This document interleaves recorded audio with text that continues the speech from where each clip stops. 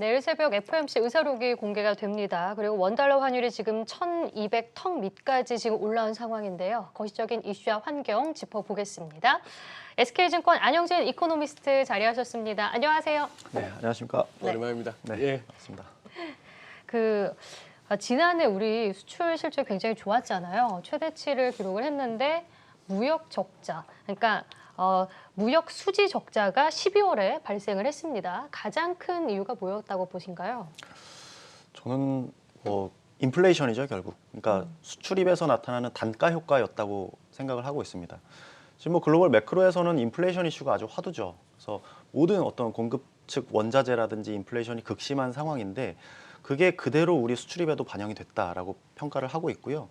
조금 더 구체적으로 말씀을 드리면 이 수출 금액 또는 수입 금액이라는 거는 뭐 물량에 잘 팔리고 덜 팔리고에 대한 문제도 있지만 얼마만큼의 단가로 파느냐도 아주 중요한 영향을 미치죠. 근데 최근에 어떤 이런 단가 효과들을 살펴보면 비싸게 팔리고 비싸게 사들여온다는 겁니다. 근데 그 인플레이션이 나타나는 어떤 핵심적인 부분이 대부분이 어떤 원자재 이쪽에서 극심하게 나타나고 있다면 우리나라 수입에서 20%를 차지를 하고 있는 원유 그리고 그 밖에 여러 가지 원자재와 거기에 파생돼 있는 어떤 가격 현상들이 수출로부터 단가를 높이는 것보다 수입의 단가가 수입 금액을 높이는 효과가 훨씬 더 컸다라는 거죠. 그래서 생산 쪽에서 더 부담이 많이 된 건가요? 그렇죠. 그래서 어찌 보면 수출 금액에 있어서는 역대 최고 수준을 기록을 했다라고 평가가 되는데 수입이 그것보다 더 높아진 게 무역 수지 적자로 귀결이 됐고 거기에 대해서는 수출이 높다라고 하더라도 우리 이제 한국 경제가 근본적으로 수출을 매출로 인식을 하고 또 수입을 비용으로 인식을 했을 때 서메이션을 하는 어떤 이익의 관점에서 무역 수지를 접근해 보면 우리나라의 어떤 무역 실적이 그리 좋지만은 않았다라고 평가를 해볼 수 있을 것 같습니다. 단도직입적으로 지금 어디까지 보이세요? 환율. 지금 이게 약간 열린 느낌인데. 네, 뭐 환율 얘기 안 할 수가 없죠. 지금 네. 1,200원인데 저는 일단 상단을 1,200원으로 봅니다. 에? 그래서 현재 수준을 가장 좀 높은 수준으로 보고 있고요. 이게 뭐 아니, 그래도 어떻게 한 1, 20원은 여유.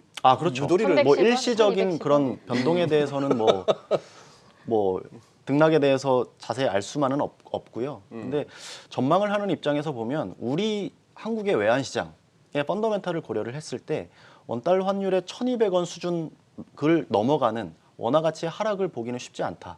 그 얘기인즉슨 기본적으로 우리 원화 가치가 떨어졌을 때 우리 원화 자산에 대해서 외국인 입장에서는 싸게 살 수 있다라는 의미로 해석이 되거든요. 네. 그래서 지금 어떻게 보면은 뭐 최근 우리 증시에서 지수는 조금씩 하락을 하고 있지만 외국인들이 계속해서 순매수로 일관을 하고 있는 얘기는 어느 정도 이 원달러 환율에 대한 고점 인식에 대한 생각들이 있는 것 같고 또 이런 상태에서 채권 투자자들의 입장에서 보더라도 어떤 미국과 비교했을 때 한국의 어떤 일드 수준 그리고 환차 이익 요거까지 고려를 했을 때 채권 쪽에서 계속해서 외국인들의 순매수가 나타나는 부분들. 그래서 원달러 환율이 상승하고 원화 가치가 하락한다는 거는 우리 시장에 대해서 현재 상황이 좋지 못하다라고 평가를 할 수가 있겠지만 이걸 달리 해석을 해보면 이렇게 악재에 대한 어떤 바닥 신호로도 인식을 할 수가 있다라고 볼 수가 있기 때문에 저는 1,200원을 환율 전망의 어떤 상단으로 저는 측정을 해보고 있고 거기에 대한 전제는 달러에 대한 전망이 뭐 기본적으로 전제가 네. 돼야 되는데 저는 그 부분에 대해서도 뭐 추가적으로 말씀드릴 기회가 있을지 모르겠지만 지금 하세요. 네 환율 달러화도 기본적으로 저는 강세 사이클 위에 있다고 봅니다. 근데 달러가 강세 사이클에 네, 있다. 내년 올해 연말이죠. 연말 그리고 내년까지 저는 계속해서 달러 강세 사이클 위에 있다라고 보고 있고요. 그러면 다만 우리가 1,200원에서 멈추기가 힘들잖아요. 그래서 요 상반기 동안에는 이게 순환적인 표현을 드리고 있는데 너무 올랐기 때문에 나타나는 자연스러운 조정이겠죠. 그래서 지금까지 작년 하반기 때는 워낙에 악재가 반영이 됐고 미국 경제나 달러 자산밖에 볼 게 없었다라는 평가 때문에 그리고 연준에서 통화정책 정상화에 대한 민감도가 강력하게 반영을 됐기 때문에 달러화가 이 정도 96포인트까지 올라왔다고 보고 있고요. 더 올라가긴 어렵지 않겠나라고 해서 한번 조정을 받고 다시 올라가는 이런 그림으로 보고 있어서 원달러 환율 밴드도 1,200원을 상단으로 해서 한 2분기 때 저점 보고 있고 하반기 때 다시 올라가는 그림으로 저희들은 전망을 해보고 있습니다.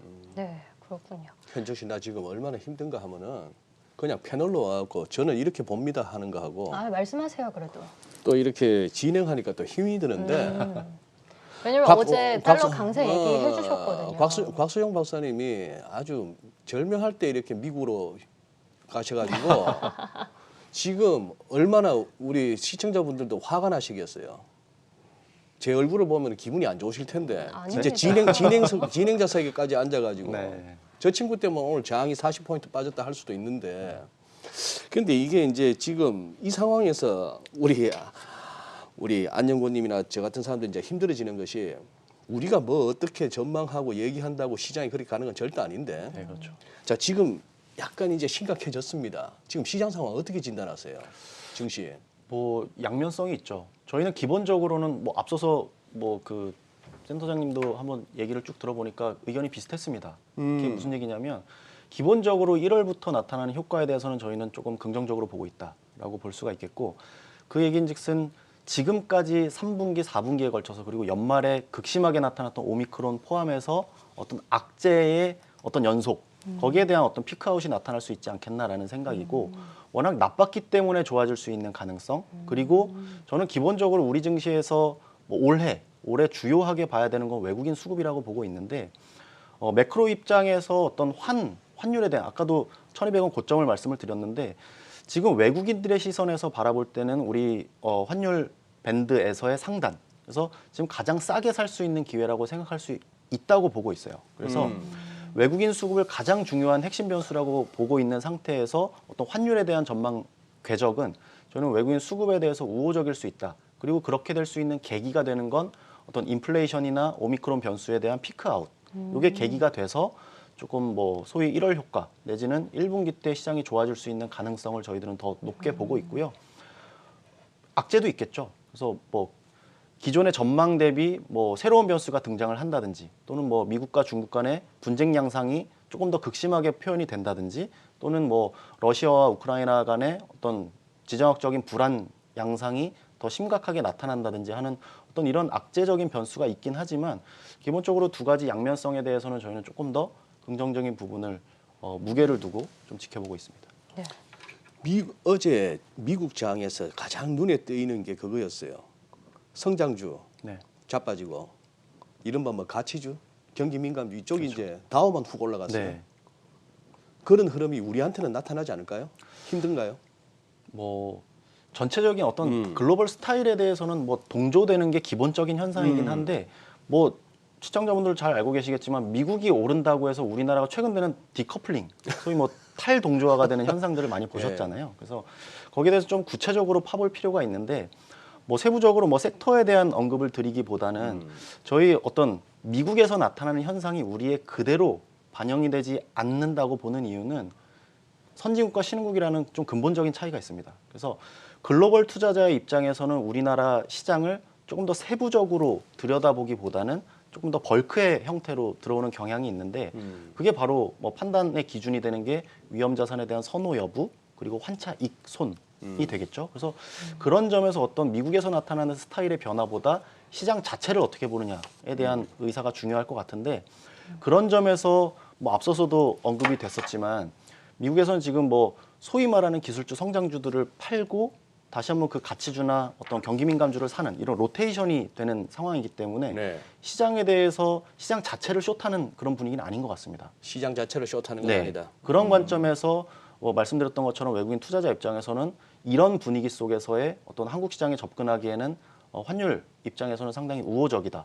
더군다나 한국 시장을 보는데 가장 중요한 어떤 반도체, 업황에 대해서 사실 어떤 바닥 다지기부터 해서 작년 연말에는 실제로 매수세가 들어왔거든요. 네. 그래서 이런 부분들이 종합적으로 반영이 되면서 좀 한국 시장에 대해서는 조금 더 좀 긍정적으로 볼 수 있지 않겠나라는 생각이고 어제 뭐 연초에 대해서는 뭐 미국이 올랐지만 한국은 빠지고 어제도 로테이션이 되는 와중에서 우리 시장은 좀 오늘 시세가 별로 좋지 않은 뭐 이런 현상들이 조금 일관적이지 않은 행태를 보이고 있는데 저는 그럼에도 불구하고 조금 더 역시나 뭐 수급적인 요인이겠죠. 뭐 기관에 대해서 뭐 배당금에 받은 뭐 금융투자에서는 뭐 순매도로 지금 하고 있는 그런 매도 물량들 때문에 조금 더 시장이 강하게 빠지고 있다라고 생각이 들고요. 기본적으로 시장에 대해서는 워낙 악재에 대한 피크아웃이 가장 핵심적으로 좀 작동을 하리라 보고 있습니다. 악재에 대한 피크아웃. 그래서 상반기에는 이제 달러도 고점을 찍고 조금 떨어질 것이고 악재에 대한 피크아웃 덕분에 이제 수급적인 요인이 좀 간다면 시장이 괜찮을 것이다라고 말씀하신 것 같습니다. 그렇다면 올해 우리 시장의 리스크 요인은 어떤 것들이 있을까요? 저는 아무래도 뭐 두 가지 포인트인 것 같은데 저는 두 가지 상수와 한 가지 변수가 있다라고 봐요. 이 두 가지 상수라는 게 거의 변하지 않을, 거의 실현 가능성이 매우 높은 그 두 가지는 연준을 비롯한 글로벌 중앙은행들의 통화정책 정상화, 그리고 두 번째는 미 중간에 여러 가지 다투는 모양새들.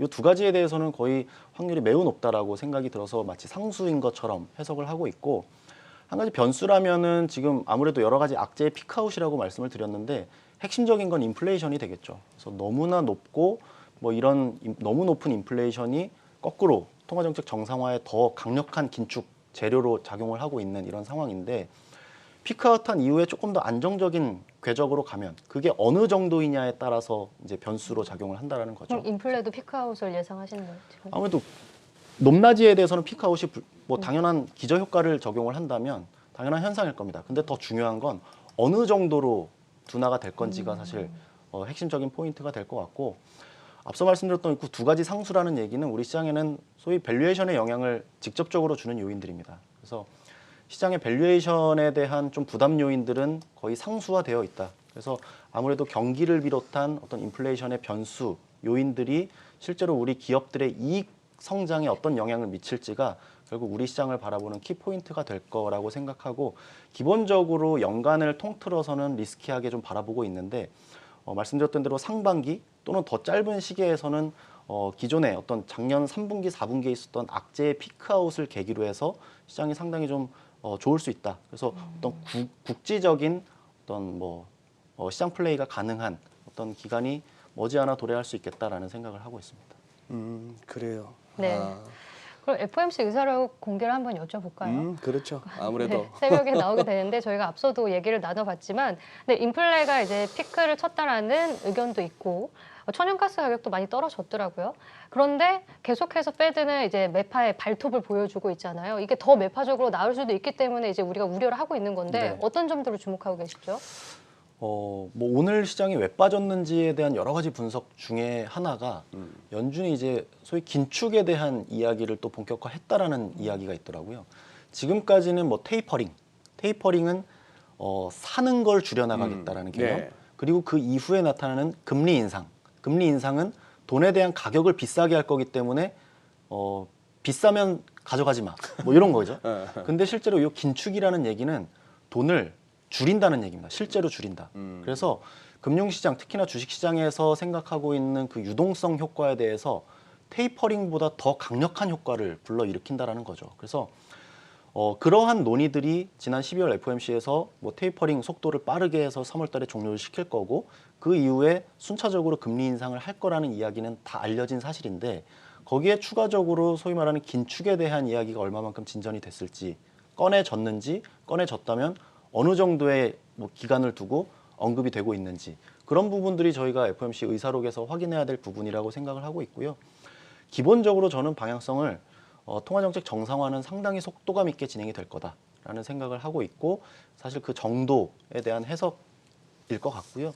사실 더 중요한 건 여기에 대한 시장 반응이 더 중요할 것 같아요. 근데 저는 연준의 어떤 스타일이 과거에 비해서 훨씬 더 세련돼졌다. 시장과의 소통의 범주라든지 빈도를 훨씬 더 많이 활용을 하면서 시장이 느낄 수 있는 어떤 충격의 요소들을 확연히 줄이는 그런 어떤 과정에 있다라고 판단을 하고 있고, 그래서 어떤 의사록에서는 계속해서 뭐 긴축적인 행보를 또 그 속도감 있게 진행이 될 거라고는 보고 있지만, 그게 시장의 직접적인 어떤 충격 내지는 쇼크로 반영될 가능성은 지극히 낮다. 시장은 충분히 소화해가는 과정이다라고 판단을 하고 있습니다.